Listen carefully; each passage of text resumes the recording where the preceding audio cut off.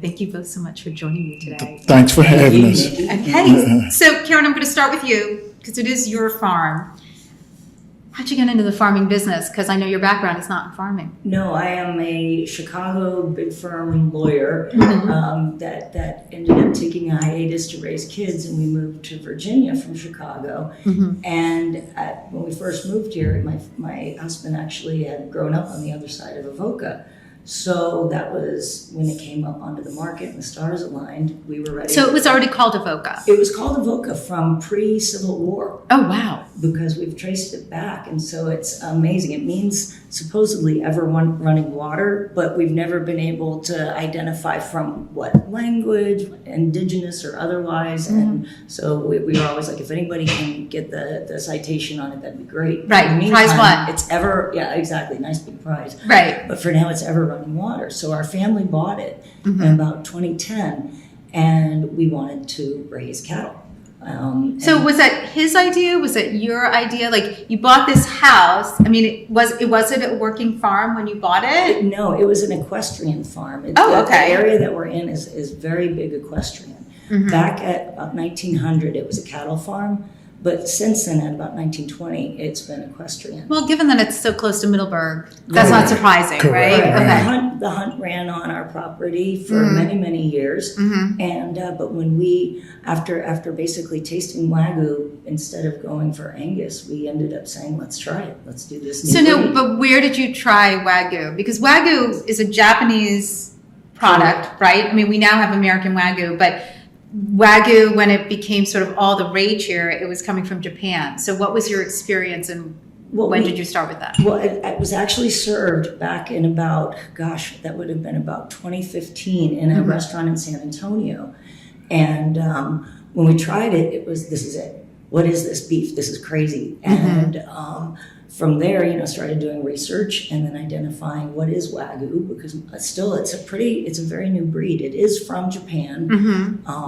The Kobe region, that is Kobe beef, but they're cousins. All Kobe are Wagyu, just not all Wagyu are Kobe. Yeah. So that's how you can kind of think of it as a breed. Okay. Totally different than Angus or Hereford, any of the other cattle breeds in the U.S. And in fact, Wagyu did not even come over to the U.S. until about, it was late 70s. They brought a bull, and they didn't bring a heifer over until the 90s. So there was no full-bloods actually bred and born on U.S. soil until then. So it's still very new.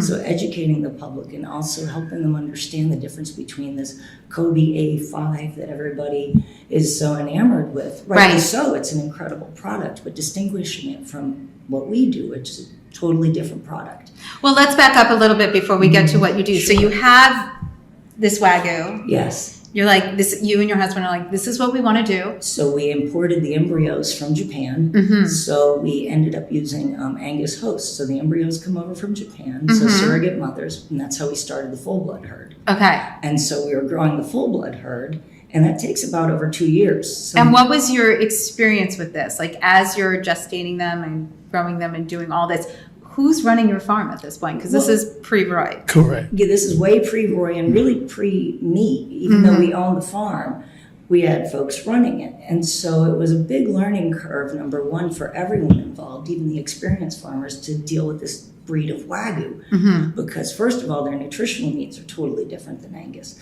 Their personalities are totally different. They're very spunky and skitterish, and you hear all the time about the Japanese massaging their cattle and feeding them beer. We do not feed beer, but we are looking at different like type grains? of silage. Yeah, the spent grains from distillery and breweries, looking into that to supplement their nutrition. So that's been. But initially, so you had Wagyu. Yes, full blood. And so then what was the matter? Why didn't you stay with Wagyu? Well, we loved the breed, we loved the meat, but it turns out I couldn't cook it. It was too hard to cook because it's interstitial fat. When you hear about this Wagyu melting in your mouth, that's true. Right, because it's fat. And because the But it's melting point is lower. it's not like chewy It's fat. not bristle fat. It's, Right. It's good fat. I mean, nutritionally, it has more omega-3 than salmon. And you don't cut the fat off, you eat it. That's the whole purpose of this breed. And so when we cut it into American-style steaks, it melts. So you make a roast, and after 4 hours low and slow, you literally have a gallon of gravy. And Wow. that's how she started with the F1 or 50/50 because she We couldn't put a roast in a But- crock pot. Right. I Right. understand what your epiphany was. Yes. So you're like, I can't cook this. Right. And if I can't cook this, How who could- else is going to cook it? Correct. You know, I mean, except for an experienced chef or somebody who Right. really understands the product. So who gave you the idea to go halvesies on it? Well, that's where we started looking at. We had the Angus Okay. heifers from the surrogacy. Mm-hmm. And so then we have the Wagyu bull. And with talking with some of the cattle guys, some of the herdsmen in the area, it was like, let's throw them on. And, you know, it was starting, you started to hear more about American Wagyu. About that time, the term came up. Now, there was no Wagyu farmers in Virginia at that point. We were the first I think ones. they were out of like Texas, right? There was a bunch Yes. of Exactly. Texas. Exactly. Exactly. And so that's when it's like, all right, F1, we're gonna So do where'd the cross name it. come from? F1 is actually, it's a microbiology term, it's an agricultural term, which is why we adopted it. It's boring, but it's defined. And so it means 50-50, so that you have Oh, two- well, that makes sense. Right, so it's Exactly. honest, it tells you what you're buying. Mm-hmm. And if, for example, F2 means 75% one species or breed and 25% of another.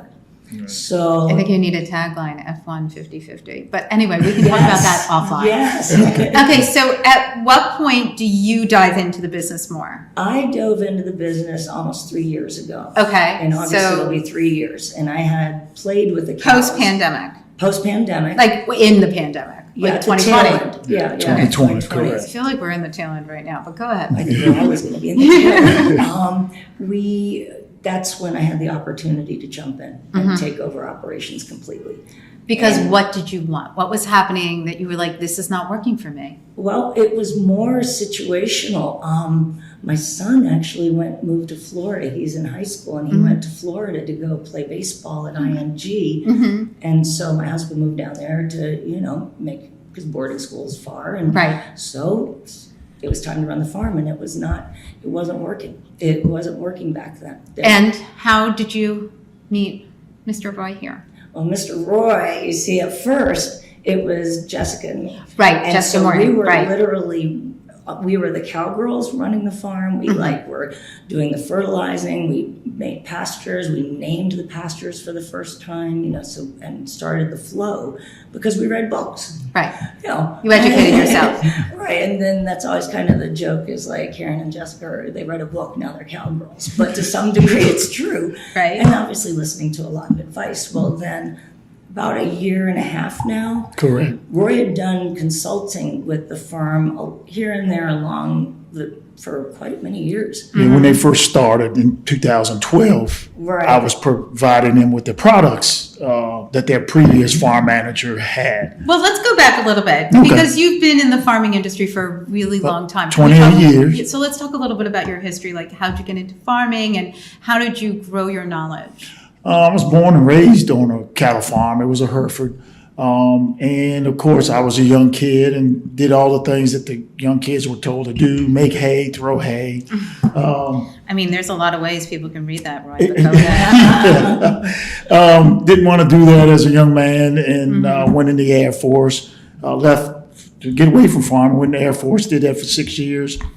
Come back, my mom was sick. But anyhow, a young man said, hey, Roy, would you come help us at this business? It was an agricultural business. Come help us out here for a little bit until you find where you want to go. And just never left. It was like I said, an ag company, and we supplied all the farmers around in 4 or 5 states with product. Of course, I went to different schools for it. Cal College, as Karen would say, and then a lot of hands-on experience. So when you saw what was happening on their farm, we were like, I can fix this. I know, I see what's happening here, and I think I can fix them. So who approached who?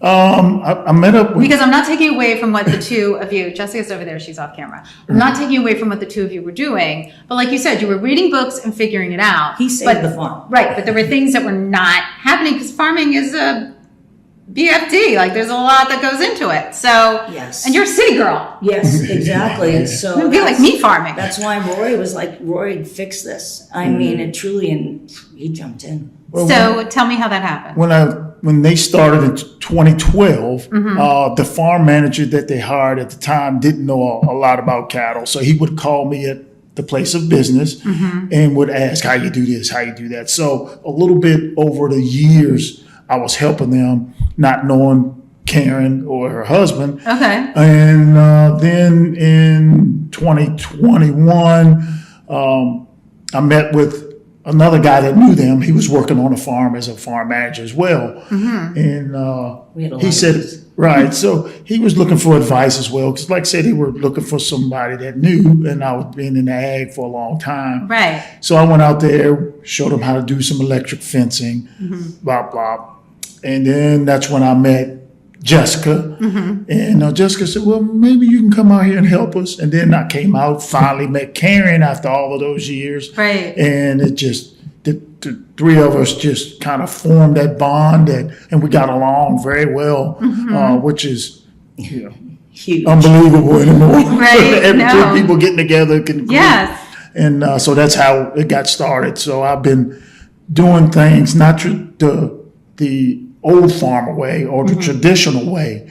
There are new things that you can do, rotational grazing, which provides good husbandry of the land. So we just doing new modern things that will help. Well, so I want to talk about sort of the process there, because I'm, as a non-farmer, I am very interested in it. But I want to back up for a second. Okay. So I don't think people know a lot about the steak on their plate.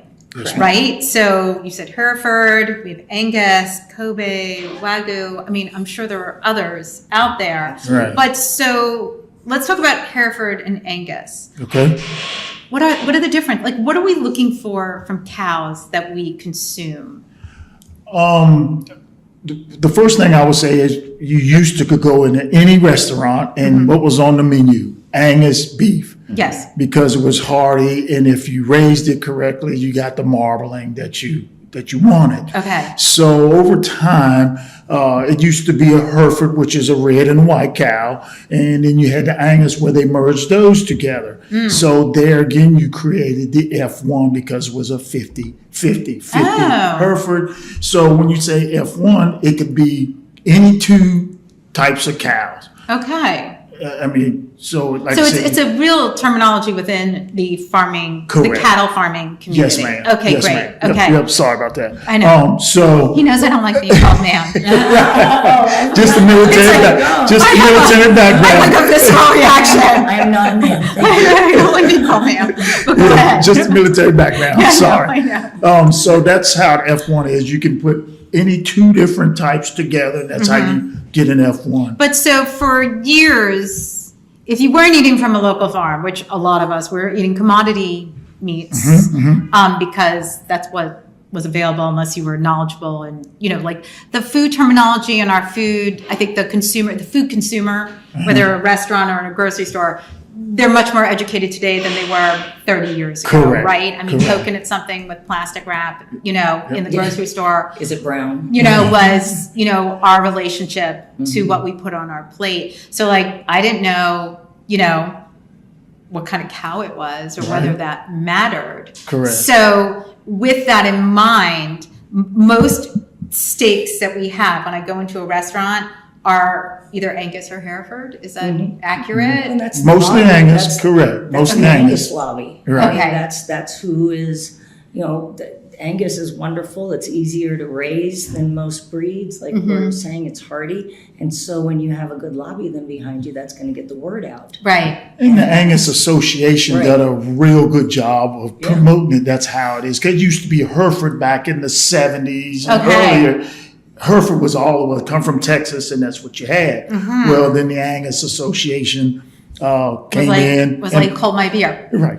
Right. Totally get Promotion it. is where it's all at. Listen, and that's in any industry. I mean, I always use the example of rosé from